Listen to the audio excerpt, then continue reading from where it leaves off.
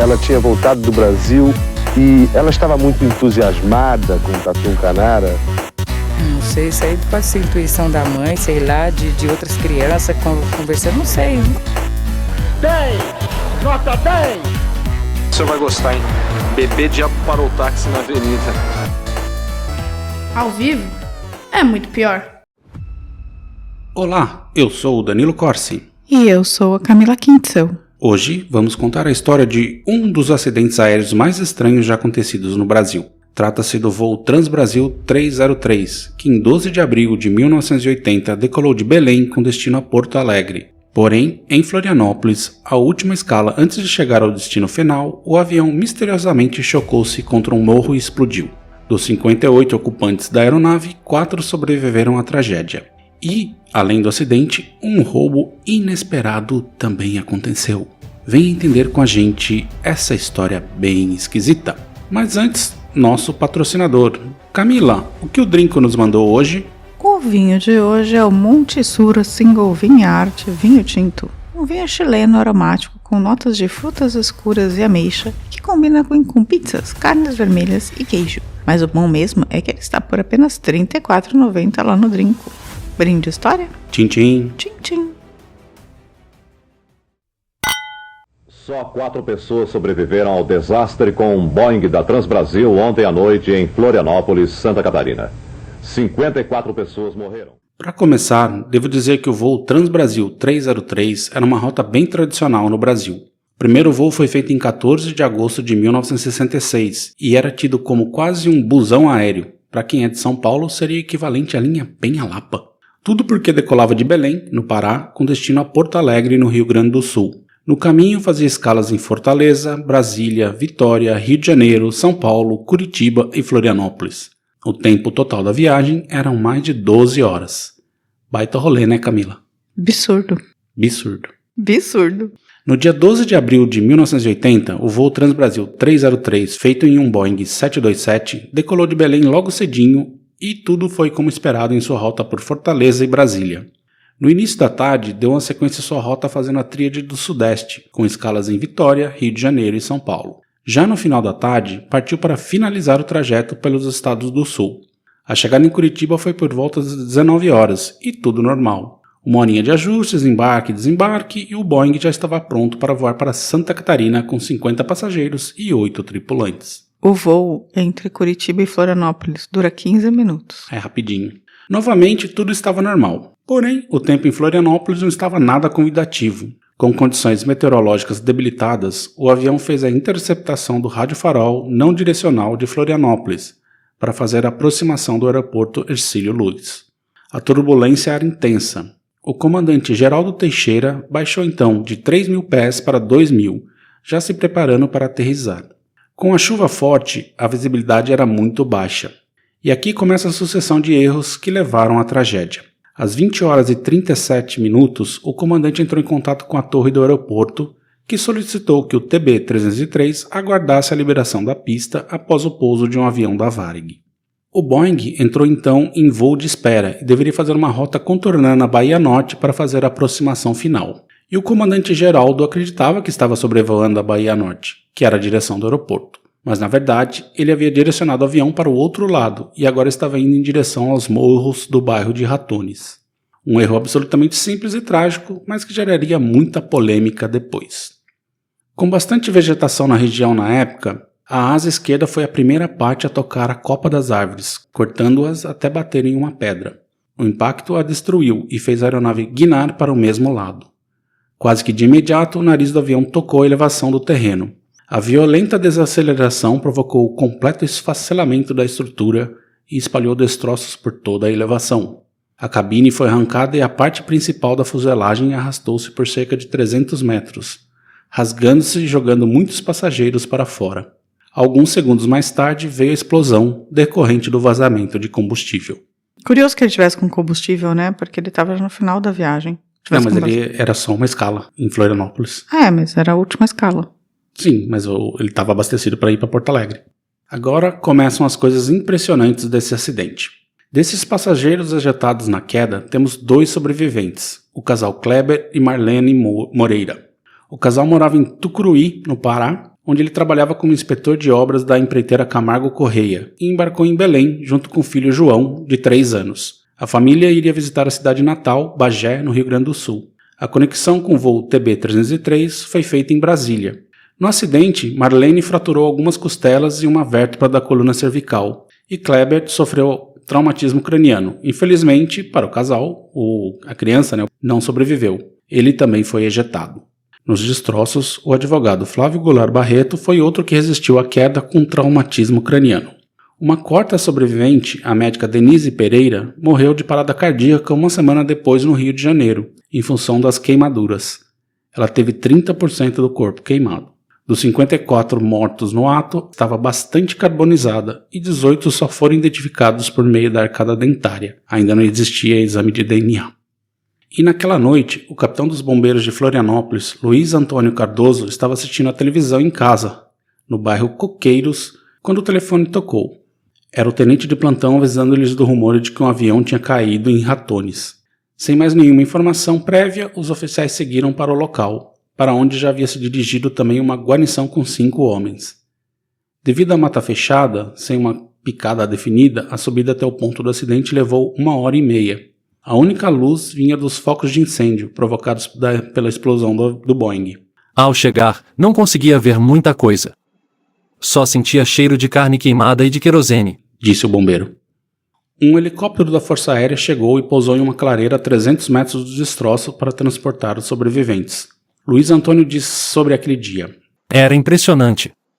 A área estava roçada de baixo para cima, como se o avião tivesse se arrastado.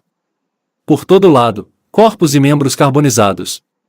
Logo após esse resgate de emergência, aconteceu outra coisa surreal. Sim, pessoas começaram a chegar para realizar saques e furtos.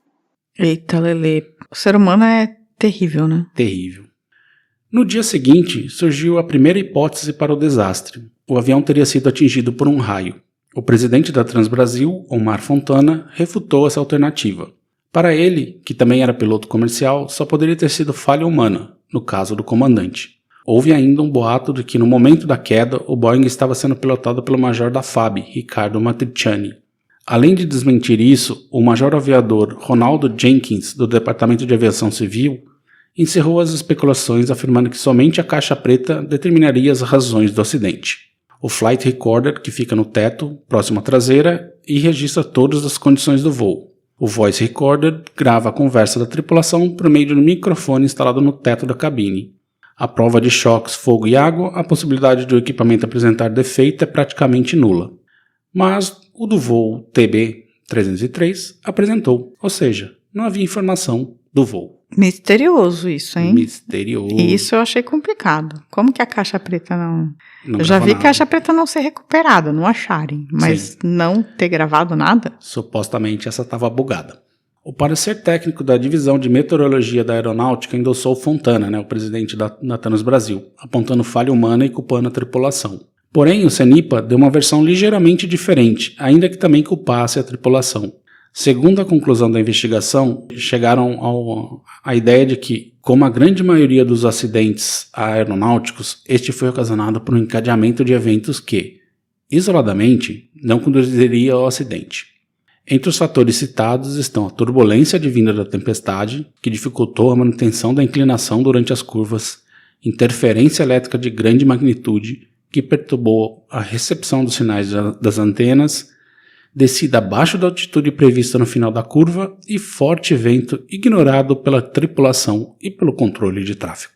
Então, basicamente, resumindo o que eles disseram, é que o comandante errou, desceu mais do que deveria, mas o vento empurrou o avião para mais longe do que ele deveria também. Mas ele estava achando que ele estava na Bahia Norte, mas ele não estava, ele estava em outro lugar. Ele estava já em cima do morro, ele estava em cima do continente.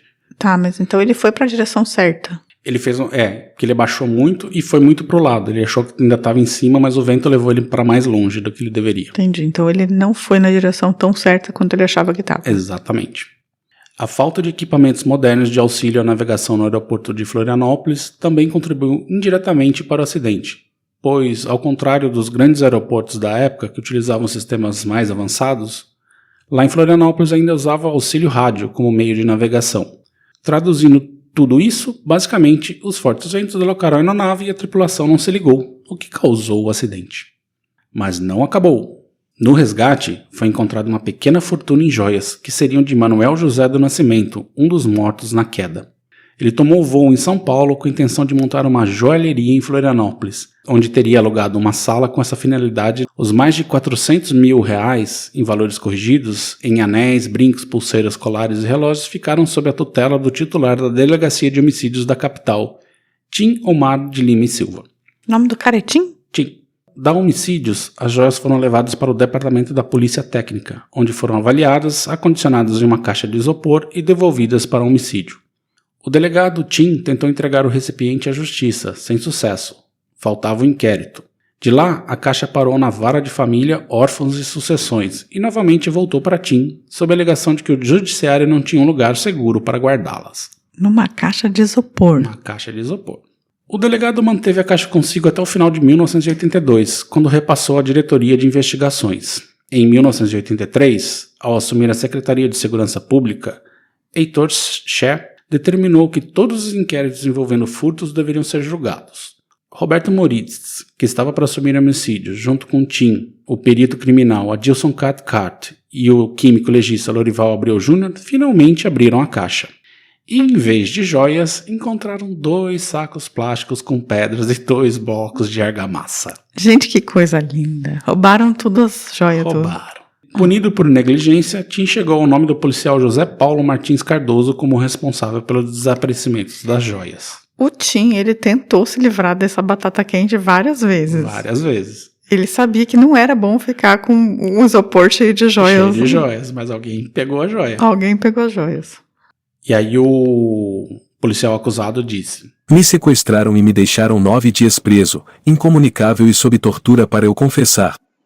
Eu era o culpado perfeito, eles me odiavam porque eu era contra o sistema, era de esquerda. Disse ele. Gente, peraí. Então o cara tava dizendo que ele era comunista. Ele meteu essa. E aí não foi. Mas assim, a gente não sabe se foi ele que roubou ou não. Não sabe. Entendi. Que até hoje não se sabe o certo o que aconteceu com as joias.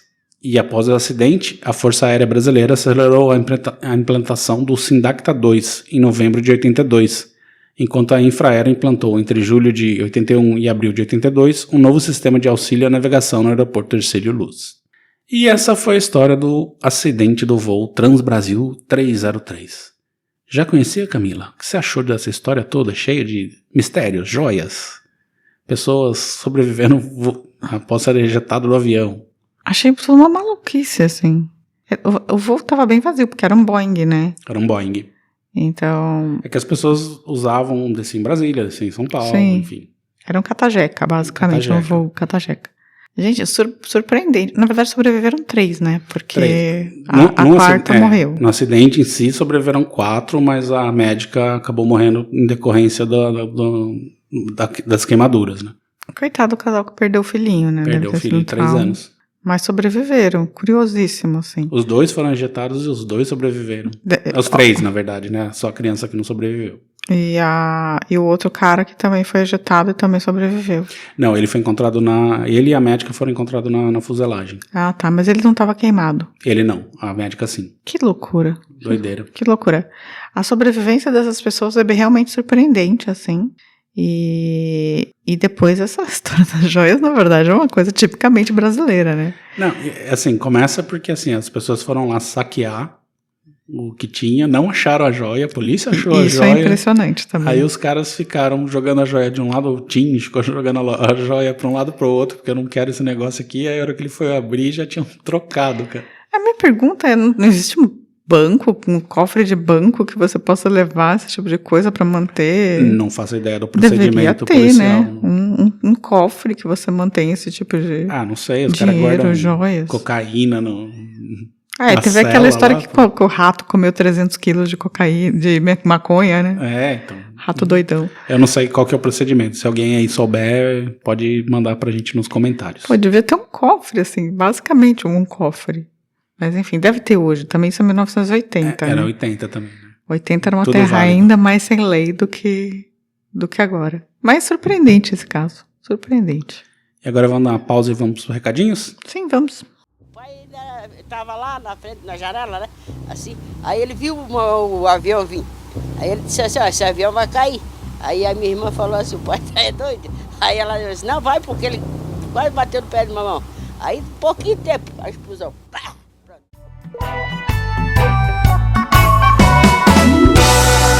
Recadinhos. Camila, se alguém aí souber o paradeiro das joias e quiser contar pra gente, como faz? Não conta pra gente, vai contar pra polícia. Eu não quero saber o paradeiro da joia. Se de repente a pessoa tava lá e pegou. Tô nem aí pro paradeiro da joia. Se quiser, conta pra polícia. Pra polícia, não. A polícia ficou com a joia lá. Conta pra justiça. Pra justiça. A justiça devolveu também pra polícia. Justiça. Sei lá, conta pro Luciano Huck. Pode ser. É isso, mas se quiser falar com a gente sobre outro qualquer assunto, aí é só mandar um e-mail para contato@muitopior.com.br. Recadinho, nós podemos receber pelo Facebook, Instagram, Twitter, pelo próprio site ou pelo Spotify. Olha aí. E nos recadinhos, a gente teve lá no Spotify, no episódio do Submarino, a gente teve a Headed Girl falando: olá meninos, tudo bem com vocês? Tudo bem. Dei uma sumida por motivos familiares. Sou entusiasta da Segunda Guerra e não conhecia essa história. Babado. Sugestão: Roconha de Brasília. O que acham? Roconha de Brasília, eu não tenho ideia do que seja. Só o Renato Russo. Sabia? Então organizou a Roconha, fez todo mundo dançar. Essa é a única referência que eu tenho da Roconha. Então, podemos saber. A Tânia Alexandre falou: já conhecia em partes. Meu pai contava isso quando eu era criança. Olha, que pai interessante, né? Antes de dormir, filha, vamos contar aqui do submarino alemão atacando os barcos brasileiros. Já o Giggs Mello falou: eu amo estudar e ler sobre a Segunda Guerra Mundial, mas não conhecia essa história ainda. Adorei dupla. Abraços de São Luís, no Maranhão. Adoro a série Canalhas BR. Olha aí. Olha só, temos um fã do Canalhas BR. Um abraço pra você. Acho que é o primeiro e único. Não, tem mais gente que gosta do Canalhas BR. Assim, não gosta dos canalhas, mas gosta de saber sobre. Já a Emily Galdino falou: episódio muito legal. Obrigada, vocês arrasam. Já no episódio do Simonal, a nossa querida Aisha Valente falou: amos de músicas que falam do Nordeste. Pensei em pedir esse episódio, ainda bem que não pedi. Ele tem uma grande conexão com o meu preferido Carlos Imperial. Beijos, seus lindos. Aguarde a série Ronaldo Bosco, que tem 47 episódios. Danilo está preparando a série. Mentira, a gente não tá preparando, não. Tá, não. Mas daria uns 47 episódios. Por que ainda bem que ela não pediu? Ela ficou decepcionada? Acho que ela quer dizer que quando as pessoas pedem, a gente não faz. Entendeu? A gente faz, sim. A gente faz. Lá no YouTube, no episódio das polacas. Nossa. O Eduardo Rezende falou: Jacó do Bandolim era filho de uma polaca. Eu falo isso no episódio, inclusive. Exatamente. Já no caso da Daniela Pérez, o Guilherme Henrique Santos falou: morreu agorinha. Acabou de morrer. Isso foi um dos pastores falando quando o Guilherme de Pádua morreu, né? Exatamente. Ele falou, fez um vídeo, sei lá onde, falando: morreu agorinha, acabou de morrer. Foi ridículo. Desculpa aí, foi mal. Lá no episódio do Submarino Nazista, o Charles de Castro falou: salve pessoal, passando aqui para falar pra rapaziada que puderem ajudar o Rio Grande do Sul nesse momento, ou qualquer outra ONG que faça um trabalho sério e que esteja de fato ajudando as pessoas. PS, ótimo episódio. Sim. Boa lembrança, quem puder ajudar, ajude. A gente colocou no último episódio, vai colocar nesse também os dados para ajudar o Rio Grande do Sul. E aliás, queremos saber como estão vocês, né, pessoas do Rio Grande do Sul. Exatamente. A Helenara, né, Alessandro, galerinha, fala com a gente aí. Estamos preocupados com vocês. E torcendo para que tudo esteja bem. Exatamente. E lá no caso Serrambi, a Roseli Cunha falou: combinado era das meninas estarem de volta no dia 4, porque era o aniversário do pai da Maria Eduarda. Eu falei isso no episódio também. As pessoas, elas ouvem o episódio, elas fazem um comentário sobre uma coisa que eu falei. Eu acho curioso isso. E por fim, lá no Instagram, a Brígida0611 falou: oiê, estava pedalando e ouvindo vocês no episódio do Brasil na Segunda Guerra quando ouvi meu nome no final. Foi um combustível a mais para minhas pernas. Um beijo para vocês. Tá, então agora vamos ver. Agora acelera, Brígida. Acelera. Tá pedalando. Taca-lhe pau. Taca-lhe pau, Marquinhos. E também a gente tem que mandar um salve pra galera lá do Facebook, o Diego Radjuk, o Renato Alves e o Olímpico de Jesus. E também pra galera do Instagram, a Kelfinha, a Elenar Stein, o Joe Mercúrio, a Céfio Souza, o Ricardo Cravo, o Amauri61, o Alessandro Soares, o Evaldo Novellini, a Michele Kass, o Amado MA e a Andrea. E também deixar um salve pro nosso querido Schubart, lá do Twitter. Essa semana ele não apareceu, mas sempre um salve pra ele. E para nossa lenda viva, Giancarlo. Além de sumido. Kelfinha também, né? Kelfinha eu falei. Falou? Falei aqui no Instagram. Eu falei, é a Kelfinha com K, nesse caso. Entendi, Kelfinha com K. Então, um beijo, Kelfinha com K. Então é isso, gente. Tem mais alguma coisinha? Não, tem mais nada, não. Então semana que vem estaremos de volta, em voo. Lembre de usar cinto de segurança. E é isso. que foi isso? Ué, as pessoas saíram voando do... Tá bom, usem cinto de segurança. Usem cinto de segurança. Abraço. Tchau, tchau. Tchau. Ao vivo é muito pior. Esse episódio é um oferecimento de trinco.com.br e siteguy.dev.